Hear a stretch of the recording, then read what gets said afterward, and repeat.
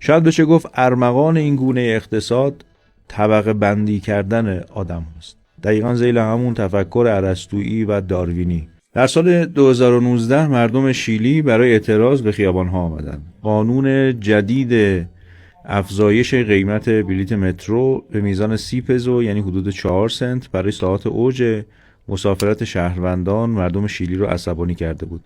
برای همین وزیر اقتصاد پیشنهاد داد اگر کسی میخواد این مبلغ رو نپردازه بایستی زودتر بیدار بشه و این موجب انفجار در جامعه شیلی شد. اما با این حال غربگراها همچنان در طول 2 قرن اخیر بر این عقیده بودند که تاریخ گذشته غرب بایستی تاریخ آینده ما بشود. از این رو بررسی مورد تاریخی شیلی اهمیت پیدا میکنه، چون اقتصاد شیلی با اجرای سیاست‌های پسران شیکاگو رشد کرد و کارشناسان متعدد غربگرا از شیلی به عنوان نمونه موفق تسلیم شده در برابر خواسته‌های سوداگرانه فریدمن و شاگردانش یاد میکنن و بارها این نسخه رو برای جامعه ایرانی هم تجویز کردند. حدود 50 سال پیش در سال 1973 ژنرال پینوشه با یک کودتای نظامی که شبیه جنگ داخلی بود به قدرت رسید.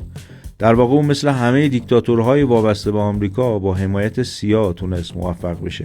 قبل از اینکه این آقای پینوشه با کودتای آمریکایی بر سر کار بیاد، رئیس جمهور شیلی فردی بود به نام سالوادور آلنده. آقای آلنده داشت سعی میکرد همه چیز رو از دست سرمایه‌دارهای آمریکایی در بیاره و ملی بکنه. شاید همین هم یکی از عللی بود که او تحمل نشد. حالا پینوشه همه رشته‌های آلنده رو پنبه میکرد و دوباره بازار و اقتصاد به دست پولدارهای اقلیت سپرده میشد. با توجه به نزدیکی او با آمریکایی‌ها و اعتماد افراطیش به نظام اقتصادی پولدارهای دنیا، او اقتصاد شیلی رو دربست در اختیار برنامه‌ها و اصول میلتون فریدمن و شاگردانش که به پسران شیکاگو معروف بودن قرار داد. همه چیز از دست دولت خارج شد و به دست بخش خصوصی، شما بخوانید سرمایه‌دارها، سپرده شد. از معادن، خدمات عمومی، کارخانه‌ها، حمل و نقل، آموزش، بهداشت و درمان، همه در ید قدرت سرمایه‌دارهای داخلی و خارجی قرار گرفت. و خب این مخالفان فراوانی داشت.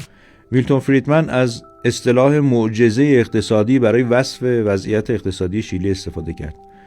خب شاخصهای بانک جهانی بهبود اقتصادی در شیلی رو نشون میداد، اما چیزی که مردم ازش رنج میبردن نابرابری درآمدی بود. It rapidly became clear that Friedman's economic policies benefited the wealthy at the expense of the poor. It was calculated that a family trying to live on the average wage had to spend 74% of its income on bread. Items such as bus fares or milk became luxuries. در واقع این اقتصاد آزاد مثل همیشه یک روکش زیبا برای دیکتاتوری اقتصادی غربی هست.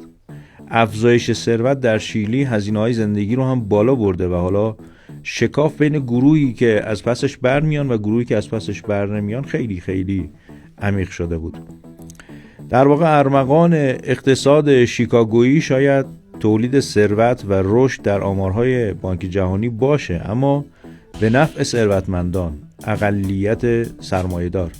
برای همین مردم شیلی با انباشت سالها نارضایتی از پینوشه و پسران شیکاگو به خیابان‌ها اومدن، در حالی که مسئله اونها واقعا اون 30 پزو افزایش قیمت بلیت مترو نبود. در واقع اونها اصلاً به ضیافت بهره برداری از منابع کشورشون دعوت نشده بودن و همین موجب اعتراض بود. شاید بشه گفت ارمغان این گونه اقتصاد طبقه بندی کردن آدم هاست. دقیقاً ذیل همون تفکر ارسطویی و داروینی. طبقه ثروتمندها که بیشترین بهره رو میبرن، طبقه متوسط، قشر آسیب پذیر. اینا واژگانی است که در ادبیات اقتصادی کشور ما هم رایجه.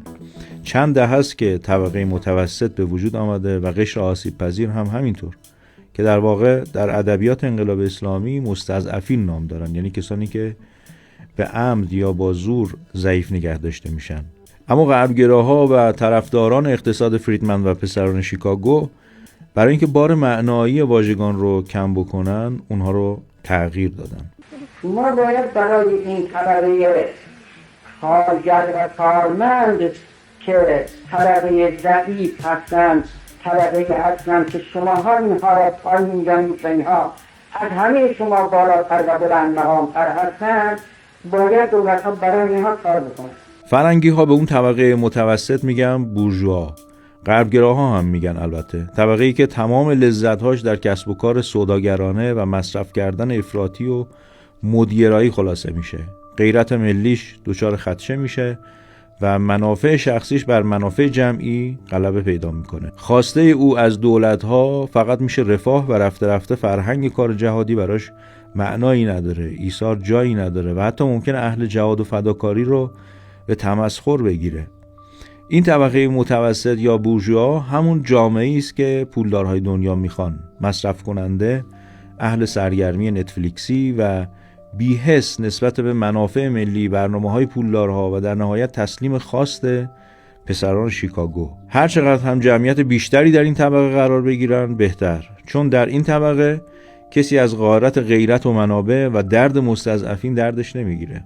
با همه این اوصاف ما بایستی از مزیت عقب ماندگی بهره ببریم. یعنی وقتی کشورهای خطشکنی مثل شیلی اینطور با تمام وجود در اقتصاد ارسطو و شاگردانش غرق شدن، در حالی که ما چند مرحله عقب‌تر هستیم، از این مزیت برخورداریم که بیشتر تحقیق بکنیم و فرصت داریم که تحقیق بکنیم و به این میگن مزیت عقب ماندگی.